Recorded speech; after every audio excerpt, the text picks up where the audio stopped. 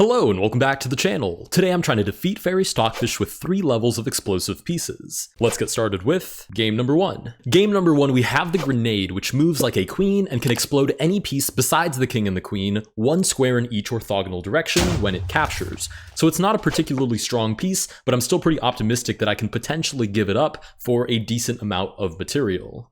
Alright, we are met with pawn to e6. Ideally, pretty early in the game, I get this grenade to b8 or g8, so I can grab a bishop, a rook, and a pawn, as well as the knight that I'm going to capture when I use my grenade. That way, since I don't have a queen, I have a grenade instead. Maybe I'll actually get some even material in exchange. Now, in all fairness, fairy stockfish doesn't know what this piece is capable of. It only knows its movement pattern. So I'm pretty hopeful that I can maybe slide it over to g3, and maybe upon some sort of c5 movement, I can snipe that knight and a whole bunch of adjacent material. Okay, we are actually met with pawn to c5 right away. I'm gonna slide over my grenade and target that b8 knight. Okay, the knight does move out of the way to c6, so if I do move the grenade to b8, it doesn't capture, so it doesn't detonate. I could wait for fairy stockfish to take, but it will probably take with the rook, so I would only detonate the rook, the pawn, and the bishop. The question is, do I think I can actually get more bang for my buck? I think if I wait it out, I can potentially get a little bit more for my investment. So we'll continue with knight to c3 with the idea of knight b5 and knight c7. Okay, we are met with pawn to a6, which immediately stifles that idea. I'm a little bit afraid that it's going to develop, and eventually its pieces are going to be spread out enough that there's no place that I can put my grenade and grab a whole bunch of material. So I think I'm going to give it up right now on b8, let it capture, and then take all of that adjacent material. Okay, with that, we have exploded the rook, the bishop, and the adjacent pawn. So I did get 9 points worth of material. I'm just not totally confident yet that that will be enough to defeat fairy stockfish. Luckily, I can also snipe up this pawn in the process. And basically what I have to do is develop my pieces, castle my king out of the way, and hope that by pushing this pawn, somehow I can respawn my queen. And I immediately get jebaited. Okay, I drop the bishop back to defend c2 because of that forking threat by the knight, but we do get pawn up to c4, which forces the bishop to move out of the way, and there's literally no way for me to defend this bishop. So I suppose that was a blunder as far back as me actually capturing that pawn in the first place. I really don't think I have a choice here but to give up the bishop, so I'm gonna move my king out of the way and just tank the loss. Okay, fairy stockfish is immediately trying to undress the center of the board and thereby weakening my king quite a bit. So I probably should slide this rook over and hide my king. The problem is that drops the d3 pawn, but I really don't think there's anything I can do about that. Unfortunately, the pawn is going to have to give way to the fact that my king can't get checkmated in the middle of the board. So let's move this rook over to d1 so we don't accidentally get forked again, and let's hide this king. Oh no, it's moved the queen down to d3 instantly, which means there's a forced mating net, and I see it now. There is, in fact, knight to c2, so even though we did get equal material, our king was way too weak, and stockfish was way too precise to grab the victory. Let's move the king back, and of course it's instantly going to mate on c2. With that, we do lose game number 1 with the grenade. Let's go to move on to game number 2. Game number 2, we have the bomb, which moves like a queen and can explode any non-king piece in a 3x3 radius when it captures. So I'm way more optimistic about the ability of this piece to gain me sufficient material to actually have a fighting chance after I lose it and hopefully capture a whole bunch of points. Now again, Stockfish is not aware of the capability of this piece, so I do have free reign as far as setting up my actual explosive capture. I just have to do it kind of quickly before it develops all of its pieces, because if the position becomes a little bit too sparse, it's going to be really hard to capture all the pieces that I want to in one explosion. I'm thinking I can probably get away with pushing e5 and moving queen to f3. Although I suppose I could do the same thing on g4, right? I was thinking queen to f3, or rather bomb to f3, pawn to e5, and then capturing on b7. This would be my 3x3 radius. But realistically, I can just do the same thing by moving the bomb immediately to g4 and targeting g7, so I think I'm going to run with that. We'll move the bomb up to g4 and threaten this capture. Nice, of course, fairy stockfish has no idea what's about to land on its head, so it does in fact push the pawn to c5, and we will go ahead and take. Alright, upon making that capture, we did in fact win the bishop, the knight, the rook, and 3 extra pawns, so I'm way more optimistic about our ability to hopefully overpower Stockfish with our extra material. It is Stockfish's turn, so we'll see how it reacts.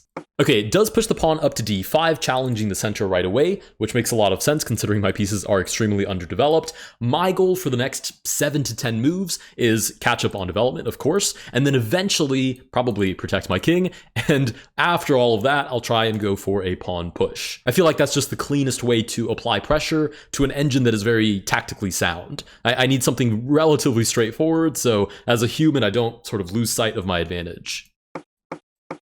Okay, weirdly enough, it does offer a trade, which I would imagine is a bad idea, because I do believe I'm up a somewhat significant, at least 4 or 5 points of material. So of course I'm going to go ahead and take it. Okay, we have completed our goal of developing all of our pieces with bishop to e2. I just realized I've dropped this pawn on a4, but it's not really my biggest concern. I'll go ahead and take back on e4. But that's not really my biggest concern because I'll still be up an egregious amount of material, so I still have this sort of pawn push idea on the outside of the board. It does in fact pick up the free material, which makes a lot of sense. Because we do have a closed center, I think I have a lot to gain from just keeping my king in the middle of the board. I think it's honestly better protected there than it would be on the king side. Plus, I want to keep this rook here to actually support that push. So let's try and get another queen. Okay, it does take my knight. Again, this doubles my pawns, but I'm not really concerned because I am trading off pieces, so eventually all it's going to have left is its queen, which I'd be surprised if a queen can take on 2 bishops and a rook, even though this is a very strong engine. Okay, it does actually lean into the trade. This is getting more and more suspicious. I'm starting to think I missed a tactic somewhere. Is this an actual threat? Pawn to d3? Surely not, because I can drop the bishop back, and then I just have bishop d2 if they ever push. Okay, I think I'm totally fine. I think this is just the engine trying to grab more space, but I'm curious to see where this goes. Okay, it's now centralized the queen, which I guess is something of an issue. I mean, I'm imagining it wants to take on e4, which makes some sense, but I can move the king over and defend g2. Maybe the actual threat is like check, draw the bishop away, take on b2. And I was gonna say take on b3 and then push, but the problem is b3 is anchored by the d1 bishop. So I really don't know what on earth its threat might be, but I'm just gonna push my pawn. Right, we do get queen takes e4. I was thinking about king to f1 to defend g2, but I wonder if I can get away with bishop e3. I suppose not, because queen takes g2, I push the pawn. If I try to sacrifice the rook, king to d2, and this pawn never moves again because it's anchored by a bishop and not by a rook. So king to f1 is kind of forced. Oh, d2 is a nice find. Okay, I hadn't seen this idea, but it's drawing my bishop up to d2. So there's queen d3, which does give check. And I guess... Wait, I was gonna say, I guess it wants me to block and then I lose the bishop. But I just have king to e1. Okay, I really don't know what it's doing, to be honest. I'm just gonna take the free pawn. Okay, it does give the check. Oh, maybe it's going to try and sort of hold these 2 different threats over my head because I can move the king back and defend the bishop, but I literally just moved the king to f1 to defend the pawn. So I guess if I move back, it's going to give check. If I move back again to defend the pawn, then it'll just go back and forth. And I guess I can't really afford to play bishop e2 because queen takes if I push the pawn. There's this really nice queen to c1. Bishop drops back and then mate on d1. But then again, I can't play king to e1 because check. Right, if I play bishop to e2 and drop the pawn, this pawn has no spine anymore, so there's nobody supporting it to actually promote. I mean, that might still be winning, but I'm not really willing to take my chances against a 3000 plus engine. So I'm going to concede to the draw here. Oh, never mind, king to f7. Whoa, does it think it has winning chances? I'm gonna push. Queen to d4? Wow, I was ready to accept a draw. I guess it thinks it's winning? Why can't I push? Oh, because queen takes, I promote. Wow, king to f7 wasn't even to block the pawn. It was just getting the king off the back rank. So I can't promote with checkmate, or rather, I can't promote with check anymore, and it can just take and then checkmate on d1. Okay, I guess king to e1 is forced. Okay, there we go, queen to e4 again. Maybe now it'll take the draw? Yeah, check.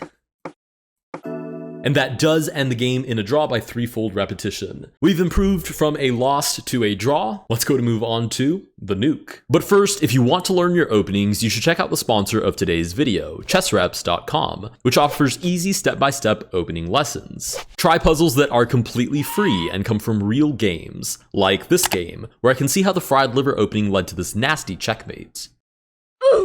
You can also learn openings submitted by community members, like the highly upvoted Alien and Elephant Gambits, or the slightly less upvoted Potato.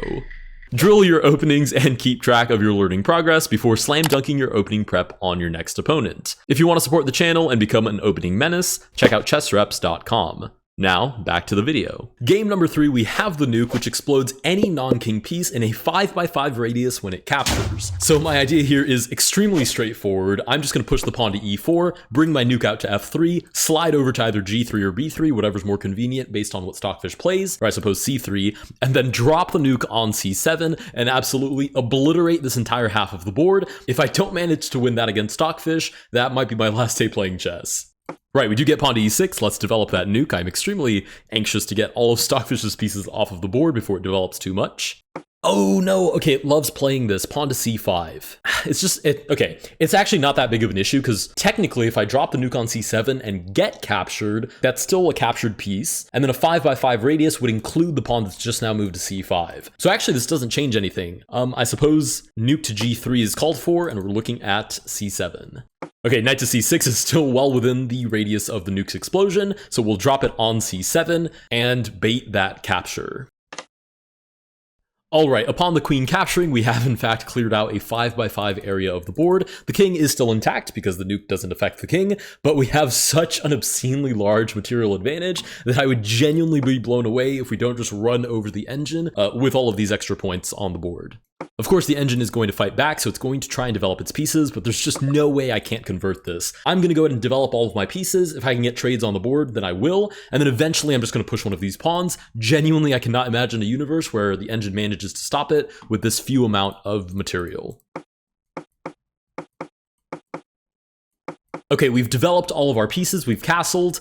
I guess we just start pushing pawns now, and eventually I should be able to just run it over with a tsunami of pawns and extra pieces and force that queen into existence. No, and I've just now realized I also have knight to d5, which forks almost every piece that it has. It doesn't actually win anything, but it will force trades, which is what I'm hunting for. It does in fact take back, it didn't have a choice, we'll recapture. And of course it doesn't want to trade the bishop because it has very few pieces to work with as is, so it definitely doesn't want to lose any to any fair trades. But we will push, just going to throw a whole bunch of pawns in its face, and eventually it should get run over. Okay, it's kind of doing the same thing to us, but this is such a flimsy threat that I can't be bothered to attend to it. Okay, we're genuinely curb stomping the engine at this point because it's now completely ignored pawn to c7 with the forking idea. I guess it's trying to get some sort of counterplay going, but there's no way this leads to anything actually concrete. So I'm just going to play check, give up the 2 pawns for the bishop, and then bring in reinforcements down the open file. We do in fact get the recapture, and let's give a little cheeky check. King slides over. I'm going to place this bishop on c6 anchored by the pawn, and then start pushing my outside passed pawns. Okay, Stockfish finally pushes g4, which again, frankly, does nothing, so I'll just move the knight out of the way. I can totally tank this attack because it's 3 pawns versus 3 pawns. Even if they all magically get traded off equally somehow, this rook by itself genuinely just cannot checkmate my king. So I'll keep applying pressure on the queen side, and eventually I am going to force that queen promotion. Okay, we have forced all of the pawns to the 7th rank. I will force the queen into existence. Of course, Stockfish is probably going to sacrifice the rook, but I have the recapture and mate probably in a couple of moves.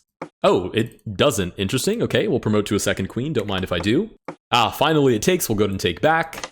And it's playing almost instantly now because it knows that we probably just have forced mate on the board. We'll give this little cheeky check, bring the queen down, and bring the rook over. With that, we do finally defeat Stockfish. All it took was a little extra nuke and firepower on the board. If you guys did enjoy this video, please consider liking and subscribing. Let me know down below if you have any other nuke video ideas that I should try, and I will see you guys in the next one.